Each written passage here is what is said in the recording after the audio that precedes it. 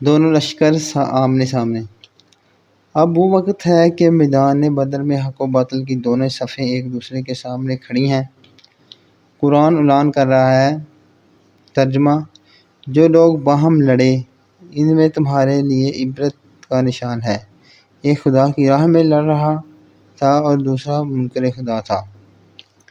حضور صلی اللہ علیہ وآلہ وسلم مجاہدین اسلام کی صف بندی سے فارغ ہو کر مجاہدین کی قرارداد کے مطابق اپنے اس چھپر میں تشریف لے گئے جس کو صحابہ کرام نے آپ کی نشست کے لیے بنا رکھا تھا۔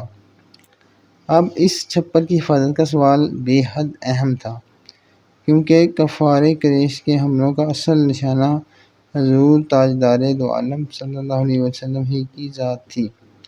کسی کی ہمت نہیں پڑتی تھی کہ اس چھپر کا پہرہ دے، لیکن اس موقع پر بھی آپ کے یار غار حضرت صدیق باوقار ہی کی قسمت میں یہ سعادت لکھی تھی کہ وہ ننگی تلوار لے کر اس جھونپڑی کے پاس ڈٹے رہے، اور حضرت سعد بن معاذ رضی اللہ عنہ بھی چند انصاریوں کے ساتھ اس چھپر کے گرد پہرہ دیتے رہے۔